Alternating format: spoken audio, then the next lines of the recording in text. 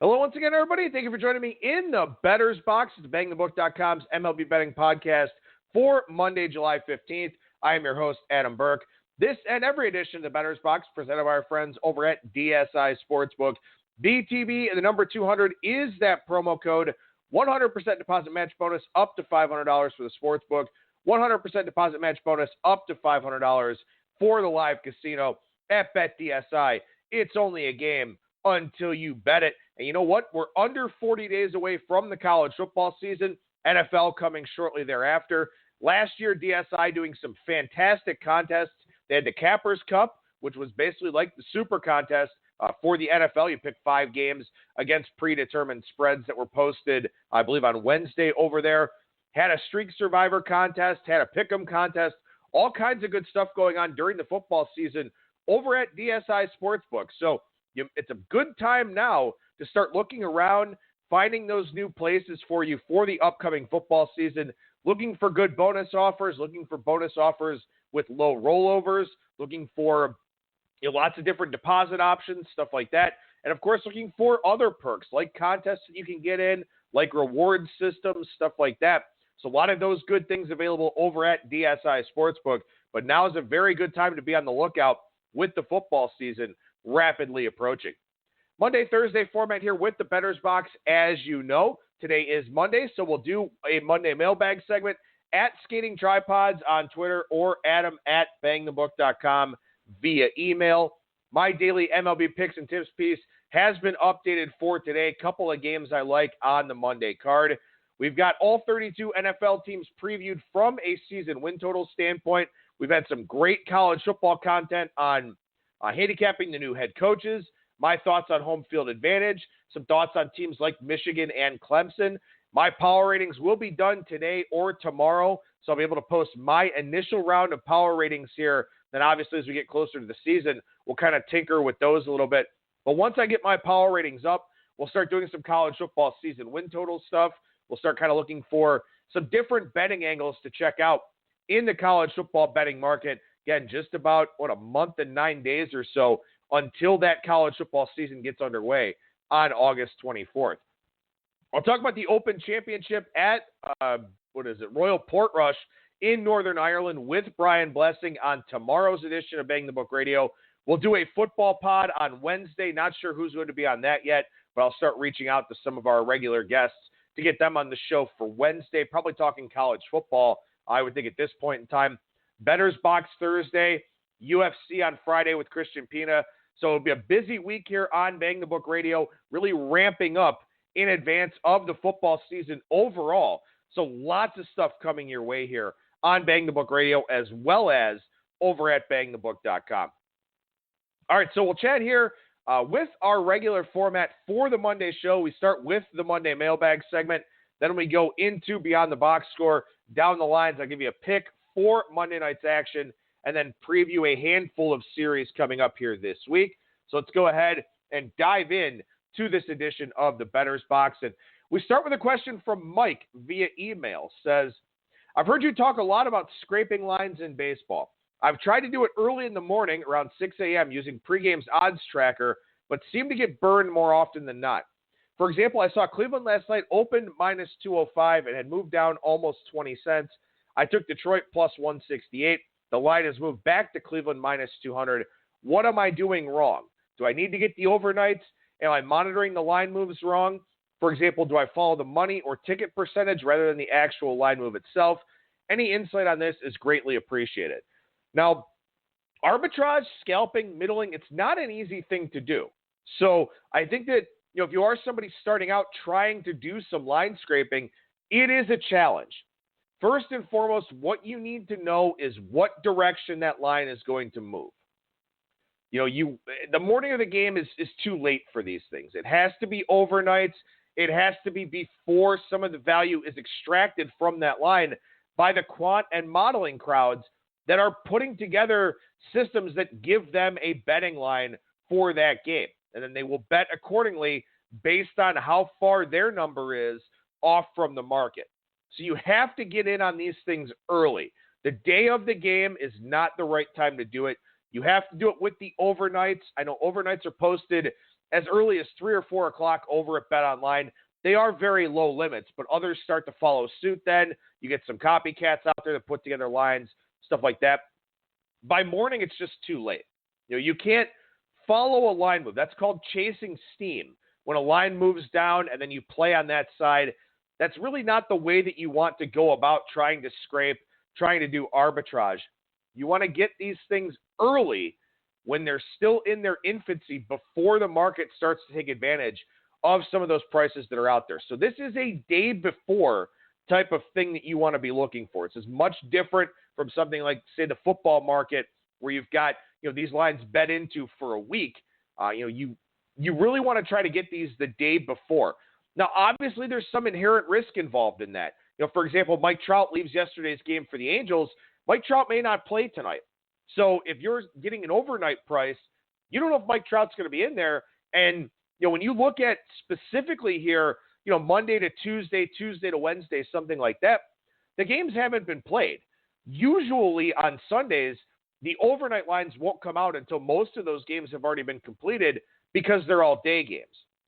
You talk about, Monday card where you've got one day game today because of a doubleheader and then a lot of night games. Tuesday's games will be posted, mid-afternoon, early evening.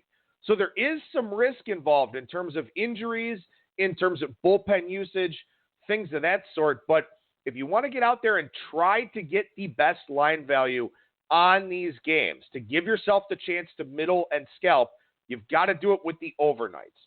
What do you want to look for?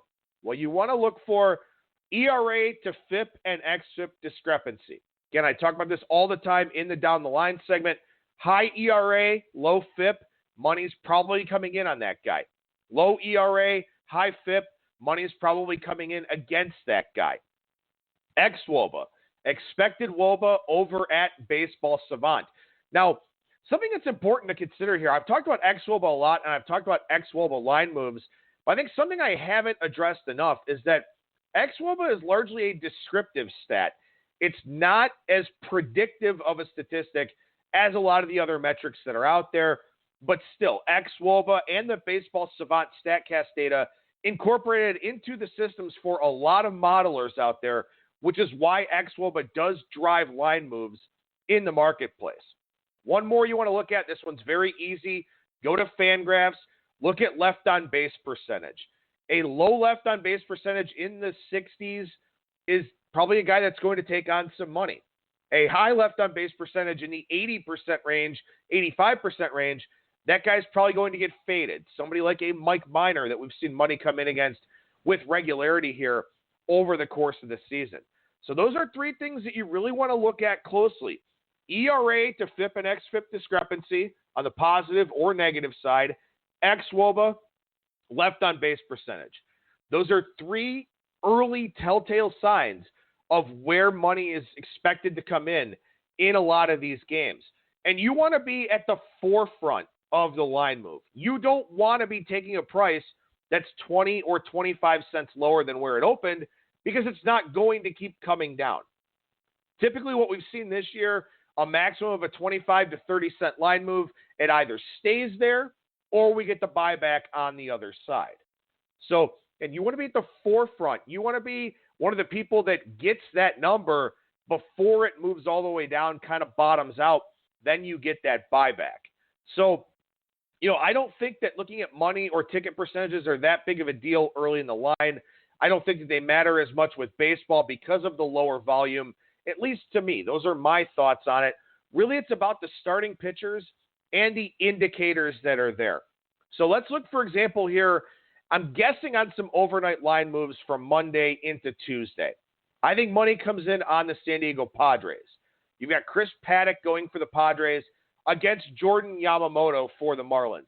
Yamamoto, a 1.24 ERA. He's been fantastic, but a 2.80 FIP, a 4.76 xFIP, 169 BABIP against, 77.8% left on base percentage, a 192 WOBA, a 281 xWOBA. I think money comes in on the Padres on the overnight lines because Yamamoto is a guy with so many signs of negative regression in his statistical profile there. And we've seen money come in against Yamamoto in his last 2 or 3 starts.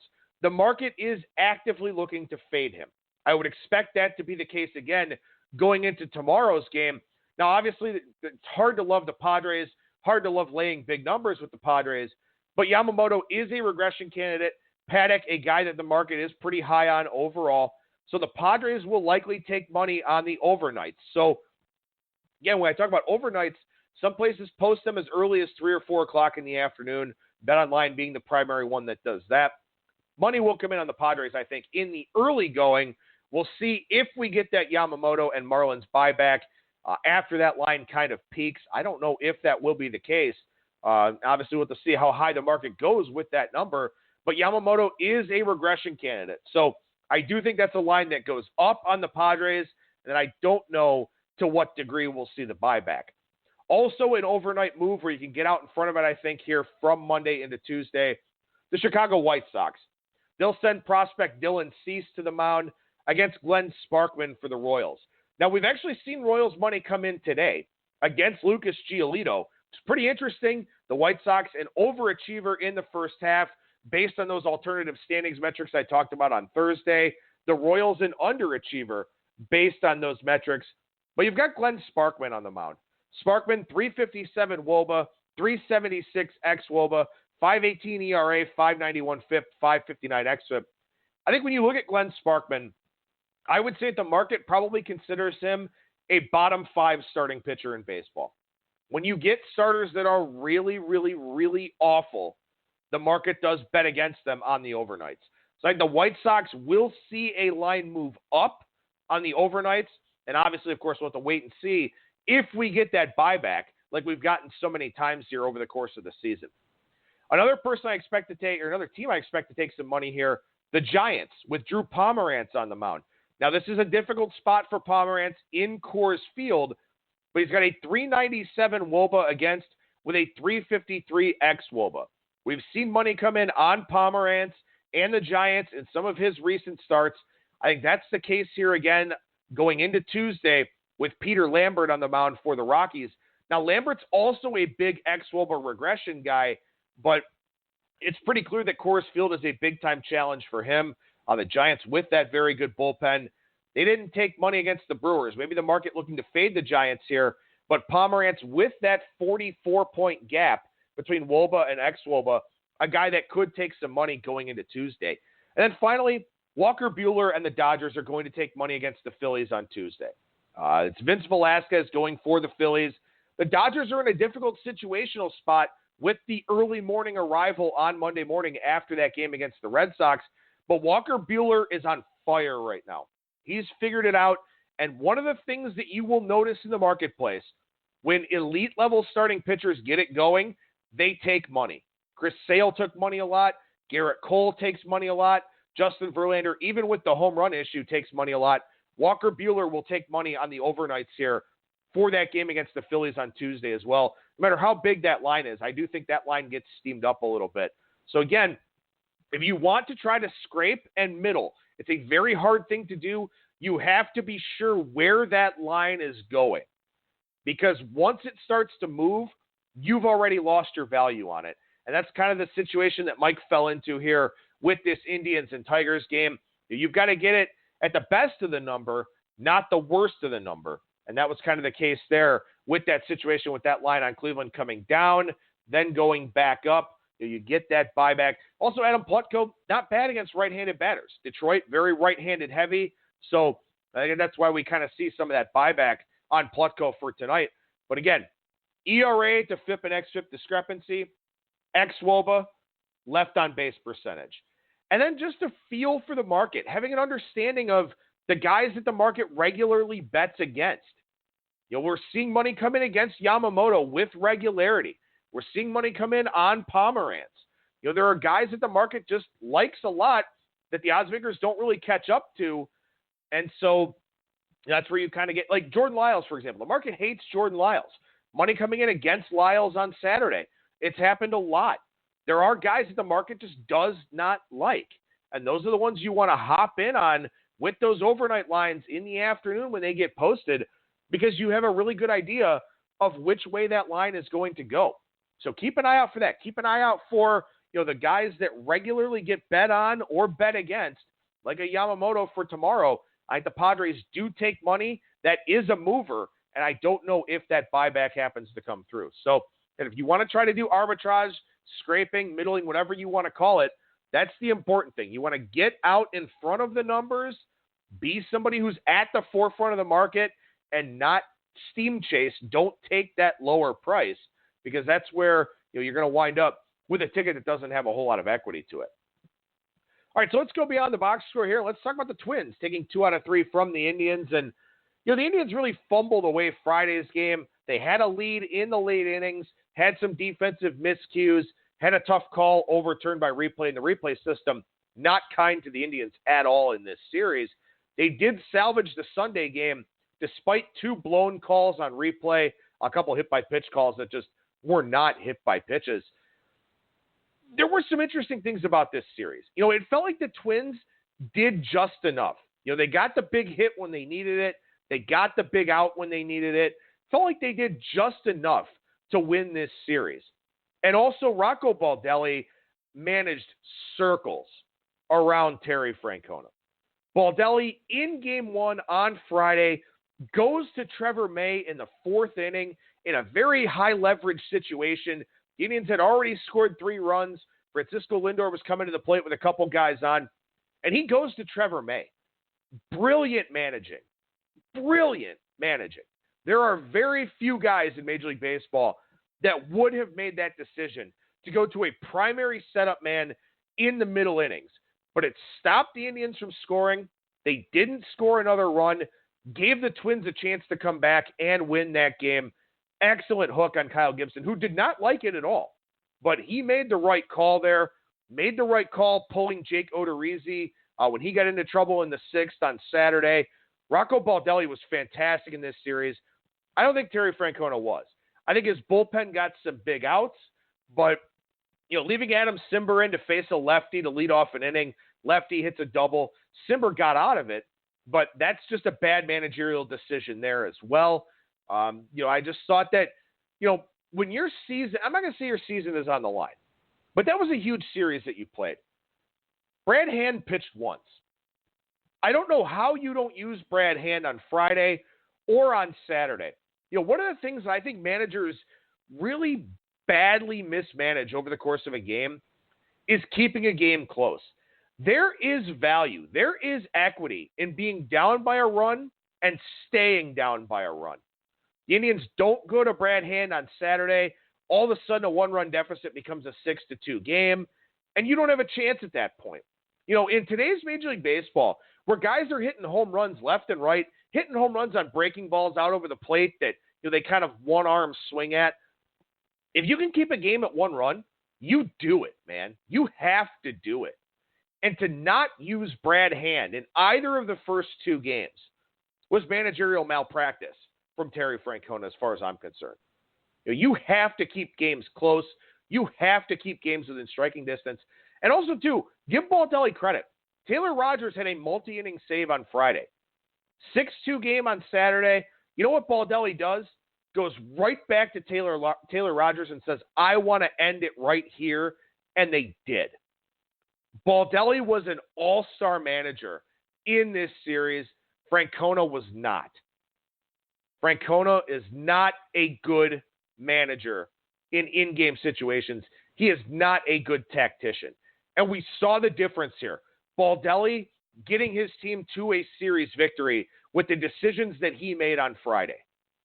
So you give the Twins a lot of credit for their players performing, but also he put the team in the best position to succeed, and they did by getting back one of the games that they gave up late in the first half there. Now, I will mention this about the Indians on the positive side. Mike Clevenger, 17 swings and misses in 92 pitches. Appears that he's back. The market bet him like he's back. Trevor Bauer, 25 swings and misses in his 6 innings in that game on Saturday. Struggled early on with the home run ball, but had 11 strikeouts, got the swings and misses, made good adjustments, gave his team a chance to win. And that's really what you want to do as a starting pitcher. But it was incredible to me to see how badly outmanaged Terry Francona was in this series. by Rocco Baldelli. And with 10 head-to-head meetings left to go, it's something that will be in the back of my mind as the rest of this season plays out. The Nationals took 2 out of 3 from the Phillies here, and you kind of wonder if this Nationals bullpen getting a little bit of confidence now. They picked up Fernando Rodney, who's been pitching well in high leverage for them. Sean Doolittle's healthy now. They got rid of Trevor Rosenthal, who was just a total gas can. They only allowed 1 run in this series, and it was the walk-off home run on Sunday, but pretty solid otherwise from that Nationals bullpen. The offense wasn't great. I'm sure they'll kick it back up once again. But for the Phillies, if it's not one thing, it's another. They've had starting pitcher issues. They had a bullpen blow-up in this series. Aaron Nola pitched very well, but outside of that, Jake Arrieta losing velocity, 3 swings and misses in Sunday's start. Nick Pivetta was better, but still not all that great. Didn't have the strikeout stuff going. Lots of problems for the Phillies here. Even though the Nationals didn't sweep that series and wound up losing the finale on Sunday for us, I still thought it was a pretty good showcase for the Nationals because they won some low-scoring games. If you're a team with a good offense, a lot of times you think you have to out-hit the opposition, but if you get the pitching to match, then that's a real good feather in your cap going forward, and the Nationals bullpen has really settled in nicely here over the last little while. Speaking of bullpens, the Giants took 2 out of 3 from the Brewers.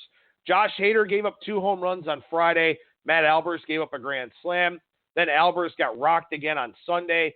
Corbin Burns gave up 6 runs in his 2 appearances. Jeremy Jeffress with a blown save on Saturday.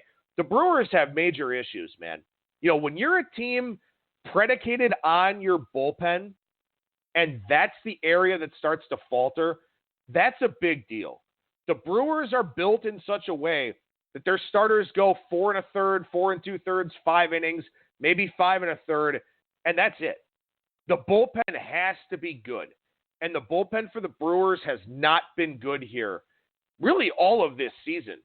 Josh Hader's giving up a lot more home runs. Jeremy Jeffress was hurt. Now he's not pitching very well. And look, Jeffress was gassed last year. It goes on the IL. He was terrible in the postseason. Very high workload for him. He was gassed. And this is a problem for the Brewers. They're going to have to spend some of their trade currency on bullpen reinforcements, and that doesn't leave a whole lot of margin for error for this starting staff. Zach Davies is still getting by, still out pitching his expected regression. Ulyss Chacin's been better. Chase Anderson's been okay. Brandon Woodruff has been a stud. He's been the star of this rotation. But the Brewers are going to have to burn their trade currency on bullpen arms.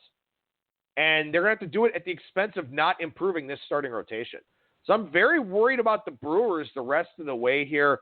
And look, some interesting things going on with them in the lineup as well. Craig Counsell's had a lot of patience with Lorenzo Cain.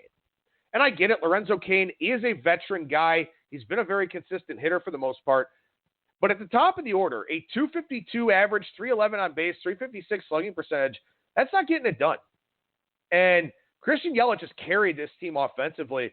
They should move Keston Hiura up to leadoff. They should make a shakeup to this lineup here, see if they can generate some more offense, because right now, with the way that bullpen is performing, they have to outscore teams. It's really all that they can do. They have to outscore teams to win games right now. And I think that you have to focus on optimal lineup construction if that's the situation that you're in. I think that's the situation right now for the Brewers. I think they have to consider moving Hiura up the lineup, dropping Cain down at least until he gets it going, because I don't know where they find pitching. They got a first-hand look here at Madison Bumgarner, who gave up 7 hits in 5 1/3 and allowed 4 stolen bases. He only gave up 1 unearned run, but it could have been much worse for Bumgarner in this series. I don't know what his trade value looks like right now. A lot of bullpen arms are going to be overpaid for here at the trade deadline by teams like the Brewers. But, again, like I said, the Brewers have concerns, man. They have some issues. And, in fact, I'm actually looking to fade them tonight, taking the Atlanta Braves and Max Fried against the Brewers and Adrian Hauser. The Cubs crushed the Pirates 22-10 sweep in this series here. Archer Darvish pitchers duel in the first game. I'll talk more about Archer in a little bit here. But Jordan Lyles and Trevor Williams just awful in the last 2 games for the Pirates here. I thought Williams would be a little bit better. Some very stressful times. Him and his wife going through the adoption process. Not an easy thing, obviously, for anybody who's done that. I haven't, but I can just assume it's a very difficult thing there. Lyles didn't even last an inning. Williams struggled in the middle innings quite a bit. The Cubs are relentless, man. Their offense just keeps coming at you. But the Cubs pitching staff is a concern to me. They need to get some starting pitching help, I think. Yu Darvish was better, had 15 swings and misses. He's cut down on the walks here of late. But John Lester had 5 swings and misses in his start. Same thing for Jose Quintana. Not a lot of margin for error for these Cubs starters. Could be a lot of overs in their games as we go throughout the rest of the season here. One more thing I want to mention, and I couldn't find numbers on it. I tried, but we're going to get a lot of starters on 10 or more days rest against guys on regular rest here this week. Potentially even more rest than that depending on the off days.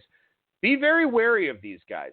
Guys that pitched on Friday will pitch again on Wednesday, but some of those 4th and 5th starters, maybe it'll have been 10, 11, 12 days for those types of guys here. So that's something you want to factor into the equation, is that we're going to have some big differences in starter rest.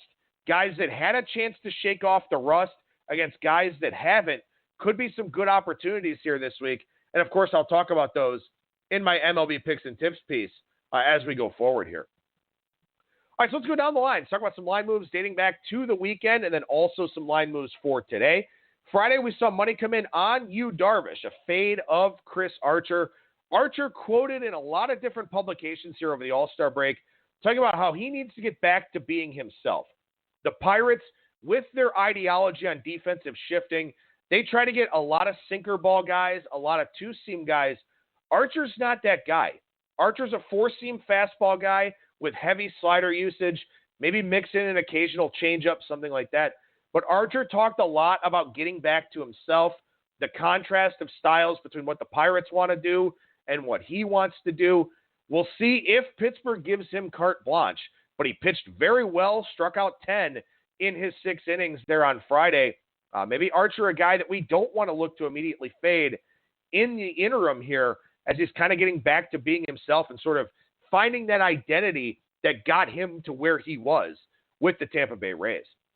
Heavy money on Steven Strasburg and the Nationals on Friday against Nick Pivetta and the Phillies. That was one of my regrets from the weekend. Wished I would have played the Nationals. Talked about the Phillies being kind of a mess going into the break. Would be surprised if they fixed things and kind of straightened out a little bit. They really didn't in that series against the Nationals. So disappointing to leave that one off the card. Saw some Brewers money on Friday against Sean Anderson. I was with Chase Anderson on the mound for the Brewers in that one. Seeing a fade of Sean Anderson pretty regularly here. He doesn't miss a lot of bats. ERA to FIP, an XFIP type of guy. A lot of times the market will come in against those types of pitchers. They've done that here with Sean Anderson of late. Saw John Gray and the Rockies take money on Friday against Sonny Gray and the Reds. First time in MLB history that there were 2 pitching matchups of pitchers with the same last name. Anderson versus Anderson in Milwaukee, then Gray versus Gray there in Coors Field. But John Gray took money. Sonny Gray was better than John Gray, but David Hernandez with a hiccup there for the Reds bullpen as the Rockies took care of business. We saw money come in against Dallas Keuchel and the Braves, against Dinelson Lamet and the San Diego Padres, and I really didn't get that move at all. We had the Braves in that one. They got to the window. Look, the Padres can hit some home runs, but they're a very low on-base percentage team. They don't string innings together. So when they face extreme ground ball guys that don't give up dingers, they're going to have a lot of trouble. We'll see if that's the case here as they go down to Miami, where the Marlins have had a very good starting rotation and have a lot of guys that don't give up a lot of home runs. But I thought that was an ill-advised line move from the market, and Keuchel was a winner there. Saw heavy Mike Clevenger money against the Twins on Friday and Kyle Gibson. The market believes he's back. The stuff suggests that he actually might be. So we'll see what he looks like in an easier matchup here this week against the Tigers, where he could be very dominant in that one after those aforementioned 17 swings and misses against Minnesota. Garrett Cole took money again. That is just a thing. Garrett Cole takes money pretty much every time he starts. Saw some Eduardo Rodriguez money on the Boston Red Sox against the LA Dodgers on Friday. Erod, an ex-Woba guy, an ERA to FIP, an XFIP guy. Money will probably come in on him quite a bit in the second half. So we talk about scalping, we talk about middling, we talk about arbitrage, we talk about trying to get in front of the market. Look for guys like that, guys like Eduardo Rodriguez, that should take money.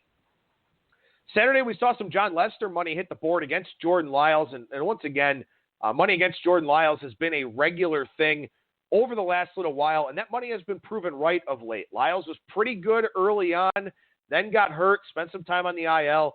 Ever since, he has not been very good at all. The fade in the market has been very profitable on him. On Saturday, we did not see Noah Syndergaard money against the Marlins with Zach Gallen on the mound for Miami. Interesting because Syndergaard is an xWOBA positive regression candidate, an ERA to FIP positive regression candidate, but money didn't come in there, at least not according to the closing line. So that was pretty interesting to me. I think Zach Gallen is a guy that the market really believes highly in for the Marlins, and that kind of tempers some of the Marlins fades that happen, because they're just not a very good team. But we didn't see that Syndergaard money stick in that game. I thought that was pretty interesting overall. We'll see what happens in Thor's next start here later on this week. Money came in against Kyle Freeland in his return. Fade at Coors Field is not a big surprise for him. Came off an extended injured list stint. And also, too, what was interesting about Freeland was that he didn't pitch very well in the minors either.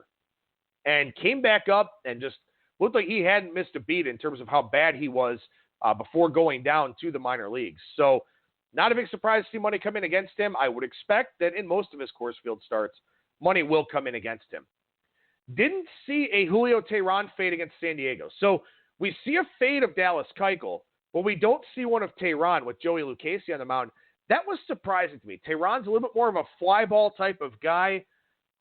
He's the kind of guy that will give up some home runs. So I thought that was pretty interesting there in that one, that Teheran did not see money bet against him in that game. The Padres did pick up the victory there. Lots of White Sox fades coming up, I think. We saw one on Saturday. I think we'll see a lot of them tomorrow, accepted maybe with that Cease and Sparkman game. But, they're a big overachiever per the alternate standings metrics. And we will see line moves based on that sometimes as well. That Pythagorean win-loss record, the base runs record, third order win percentage record, stuff like that. The White Sox are an overachiever. Their pitching staff is not particularly good. They have some relievers that may be trade currency here. So we'll probably see a lot of White Sox fades the rest of the way here. But like I said, maybe not tomorrow with Sparkman on the mound for the Royals. Saw Chris Sale money, but then some Dodgers buyback in that Saturday game there. So once again, we've seen that a lot this year. We've seen an early line move and then seen the buyback coming in the other way. Very heavy Rays money came in on Brendan McKay against Aaron Brooks in Game 1 of the doubleheader. Rays money came in on Game 2 after the Game 1 loss. The loser of Game 1 in a doubleheader now 8-8 in Game 2, but the Rays taking money in every game in that series there against the Baltimore Orioles. Sunday, we saw a big move on Jacob deGrom. That's a Sandy Alcantara fade for the Marlins, an ERA, FIP, XFIP guy. Low ERA, higher FIP, higher XFIP. Actually had tons of swings and misses in that game, but going up against Jacob deGrom, not an easy task. And Mets money did come in there. And Alcantara, again, the ERA to FIP discrepancy, probably going to create some more betting action in the marketplace out there, in particular when Alcantara is on the road. So I look for money to come in against him in his road starts here in the second half. We saw Ulyss Chacin money hit the board on Sunday against Tyler Beede and the Giants. Chacin has been better of late, but the Brewers bullpen, just a debacle there in that one. Very heavy Mike Soroka money coming in on the Braves against the Padres and Cal Quantrill. Quantrill very good. The Braves had to score all their runs against the San Diego bullpen in that game. But Mike Soroka, big platoon splits, very good against righties. Padres right-handed heavy lineup. Easy line move there. Nice winner for us in yesterday's article. We saw Angels money all weekend against the Mariners. I think it's a fade of the Mariners. I think it's about the emotional angles with the Angels back at home and all the support that they're getting after the tragic passing of Tyler Skaggs. But maybe no Mike Trout tonight. And I'm surprised the Angels are taking money against Josh James and the Astros. Framber Valdez, the bulk guy there tonight for Houston. With Trout's status in doubt, I'm stunned that money is coming in on Anaheim a little bit. I am on the Astros tonight. I think we get a lot of line value with Trout likely out for this evening's game. Getting an MRI today. Calf injuries are very, very tricky. The Angels will play this one as safely as they possibly can. Big series here, obviously. They all are when you're in the position that the Angels are.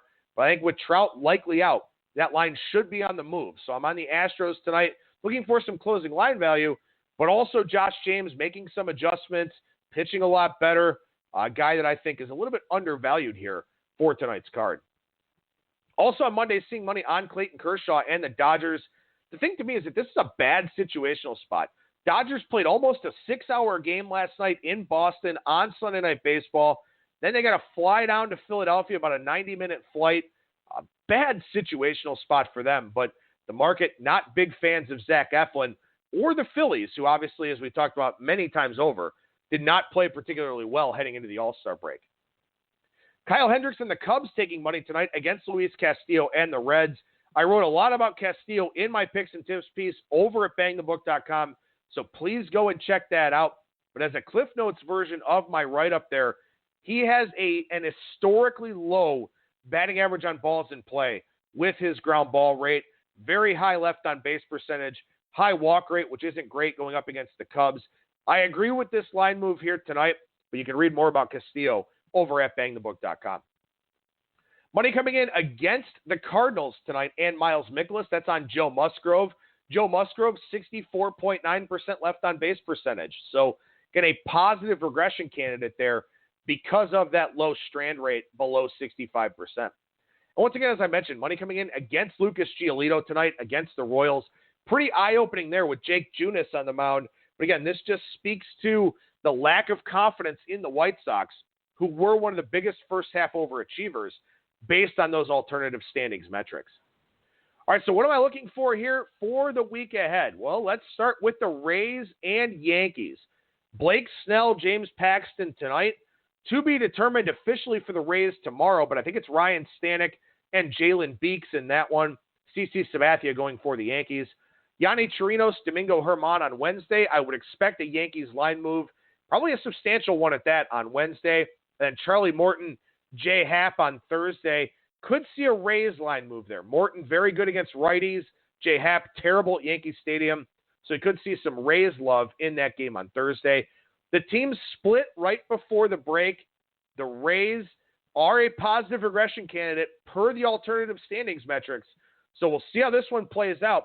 But the Yankees, 9-4, and have outscored the Rays 72-39 so far this season. So that will be talked about a lot. And, of course, it was 9-2 before the Rays took the last two games there of the first half. Reds and Cubs. As mentioned, Luis Castillo, Kyle Hendricks tonight. Anthony DeSclafani and Alec Mills on Tuesday. Sonny Gray, Yu Darvish on Wednesday. Reds getting some offensive confidence going to start the second half with that series there at Coors Field. But the Cubs rolled the Pirates. And the Cubs, to me, felt like a team that should make a second half push. I talked about that last Thursday. They go and sweep the Pirates. The Reds, obviously, again, looking at those alternative standings metrics, like Pythagorean win-loss, like base runs, should be better than they are. But we'll see what happens with them here in this series. I guess it's a tough series for them. Can I mention I agree with, I don't like the Cubs tonight, but I agree with the line move in that Castillo-Hendricks game. DeSclafani has big platoon split issues. Lefties hit him very well. Tough road ballpark for him. Yu Darvish has been much better of late for that start on Wednesday. The Cubs should win this series. I don't know if they sweep this series, but they should win this series. So if you find a reasonable series price out there, I'm not sure if there will be any, but I do like the Cubs to win this series and quite possibly come away with the sweep. The Braves and the Brewers. Max Fried, Adrian Hauser tonight, Bryce Wilson, Brandon Woodruff on Tuesday, Dallas Keuchel, Chase Anderson on Wednesday. Would expect the Brewers to take money on Tuesday with Woodruff, a guy the market really, really likes, against Bryce Wilson, a little bit more of an unknown. But these major bullpen issues for the Brewers, I mentioned Jeremy Jeffress, gassed last year, Hader with a command drop, lots of heavy workload for him. Albers is a bum. Corbin Burns is useless. The Braves are figuring out their bullpen on the fly here with those converted starters that they moved back there, plus the relievers that they've acquired have really filled in nicely. I think the Braves are in a decent spot here this week. The Brewers have so many issues. I like a Braves series price. I won't bet the Braves on Tuesday, but I could see myself betting the Braves on Wednesday in that Keuchel versus Anderson matchup. Dodgers and the Phillies here. Clayton Kershaw, Zach Eflin tonight. Walker Buehler, Vince Velasquez tomorrow. And again, I think there's a line move on Buehler tomorrow night with a fade of Velasquez. Kenta Maeda, Nick Pivetta Wednesday. Ross Stripling, Aaron Nola on Thursday. Thursday could be a punt for the Dodgers. I may end up with an Aaron Nola daytime ticket there on Thursday. It's a 4-game series. The early morning arrival in Philadelphia on Monday. Huge division lead. They got some World Series revenge against Boston. They'll get to go back home after this series. I think Thursday could be a punt for the Dodgers. So I've got that one circled with Stripling going up against Nola on Thursday afternoon. Finally, one more series to touch on here. The Astros and the Angels. Josh James is the starter tonight, the opener, with Framber Valdez as the bulk guy against Griffin Canning. To be determined against Andrew Heaney on Tuesday. Garrett Cole goes on Wednesday for the Astros against to be determined.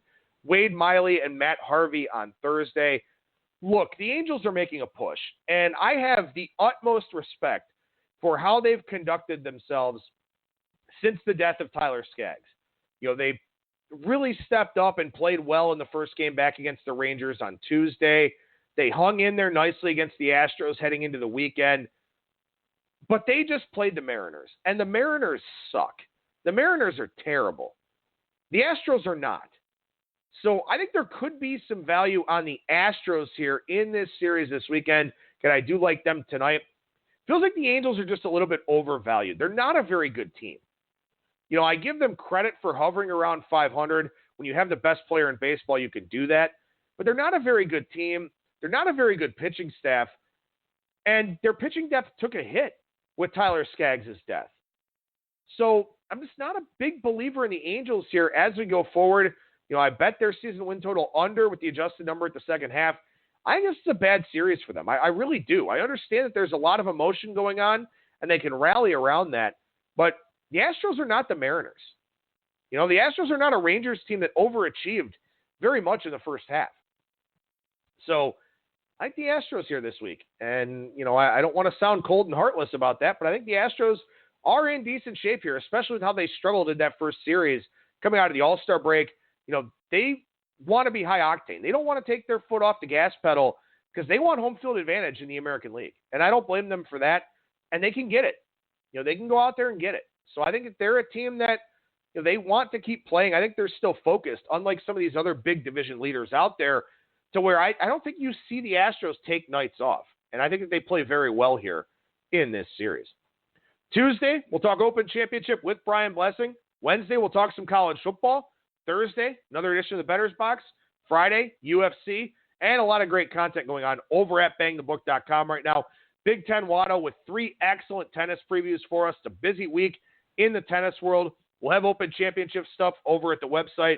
My college football power ratings will come out later this week. So lots of great stuff going on right now over at bangthebook.com that you definitely want to make sure that you check out. That'll do it for me. Thank you so much for listening, everybody. And remember that you will never strike out when you're in the Bettor's Box.